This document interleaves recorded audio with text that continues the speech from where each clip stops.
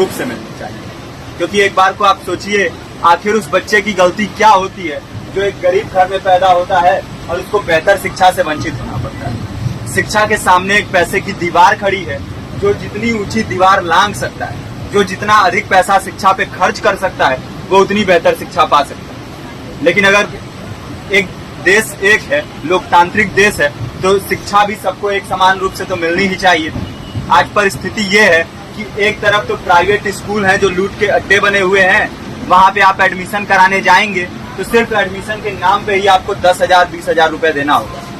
और कमीशन खोरी का ऐसा धंधा है कि कॉपी, किताब, टाई, बेल्ट, ड्रेस, जूता कहाँ से खरीदना है ये आप नहीं तय करेंगे वो प्राइवेट स्कूल वाले। यानी आम लोगों की मेहनत की आखिरी कौड़ी उनके जेब से वसूल लेना चाहते हैं। और दूसरी तरफ सरकारी स्कूलों में न तो पर्याप्त टीचर है, न पर्याप्त बिल्डिंगें हैं। 2019 का ही ये पुराना आंकड़ा है कि हर 100 में से 52 स्कूलों में या तो एक टीचर है या 2 टीचर हैं। और उन्हीं टीचरों के ऊपर जिम्मेदारी थोप दी जाती है कि जनगणना करो, मतगणना करो, पशु गणना करो, तमाम काम करवाए जाते हैं। और 19 के बाद से तब से कितने टीचर रिटायर हुए होंगे और 18 के बाद से कोई टीचर की वैकेंसी भी नहीं है। आप खुद भी सोच सकते हैं ये परिस्थिति और कितनी बिगड़ी हो। इसीलिए हम लोग ये मांग उठा रहे हैं, चाहे कोई राष्ट्रपति का बच्चा हो या किसी मजदूर का, सबको शिक्षा एक समान मिलनी चाहिए और निःशुल्क रूप से मिलनी चाहिए। प्रेमचंद ने अपने दौर में भी कहा था कि एक सभ्य समाज में ऊंची से ऊंची तालीम मुफ्त होनी चाहिए और इसका पूरा खर्च गवर्नमेंट को उठाना चाहिए, क्योंकि हमारे देश को फौज से ज्यादा आवश्यकता तालीम की है। और शिक्षा से जुड़ता हुआ ही दूसरा मुद्दा हम लोग उठा रहे हैं। दूसरा मुद्दा है रोजगार का। रोजगार की परिस्थिति ये है कि आज सरकारी सेक्टर हो या प्राइवेट, सब कुछ ठेका संविदा के हवाले किया जा रहा है। परमानेंट नौकरियां लगातार घटाई जा रही है। इसी रेलवे में 1995 के आसपास लगभग 18.5 लाख कर्मचारी काम करते थे, लेकिन आज उनकी संख्या 12 लाख है। आप खुद भी सोच सकते हैं कितने बड़े पैमाने पे परमानेंट पदों को घटाया जा रहा है। और आज आलम ये है, एक तरफ लाखों पद खाली पड़े हैं, फिर भी कोई वैकेंसी नहीं निकलती। जो वैकेंसियां निकलती हैं उनमें भ्रष्टाचार होता है, पेपर लीक हो जाते हैं। RO, UP police, BPSC, SSC, CGL, ऐसे तमाम पेपर लीक हो चुके हैं, आप लोग भी जानते ही। अभी नीट की धांधली में ये पता चला कि एक एक पेपर 30 लाख से 50-50 लाख रुपए में बेचा गया।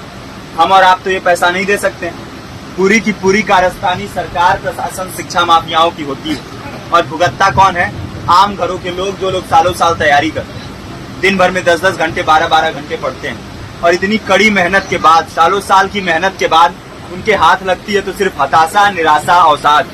बहुत से छात्र नौजवान जो इस बेबसी में, इस डिप्रेशन में नहीं जी पाते, आत्महत्या तक के कदम उठा लेते हैं। लेकिन ये देश की विडंबना है कि टीवी चैनल, अखबार, मीडिया, नेता, मंत्रियों के लिए कहीं ये कोई मुद्दा नहीं है। उनके लिए मुद्दे हैं तो जाति, धर्म, रंग, नस्ल, अगड़ा पिछड़ा।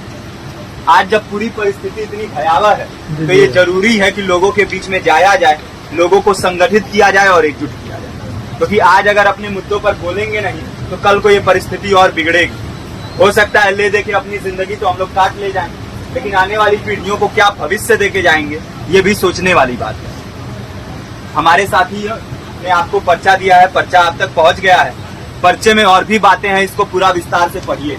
पर्चे में हमारा नंबर है, संपर्क कीजिए। फेसबुक का, इंस्टाग्राम का लिंक है, आप वहां पे जाएंगे तो आपको पता भी चलते रहेगा कि लगातार किन किन माध्यमों से हम इस अभियान को चला रहे हैं। नुक्कड़ नाटक, संगीत, शिक्षा सहायता मंडल, लाइब्रेरी, तमाम माध्यमों से इस अभियान को चला रहे हैं और कोशिश कर रहे हैं कि बड़े से बड़े पैमाने पर हर जगह पे लोगों को संगठित किया जाए और एकजुट किया जाए। आपके बीच भी आए हैं आपका साथ और सहयोग दें।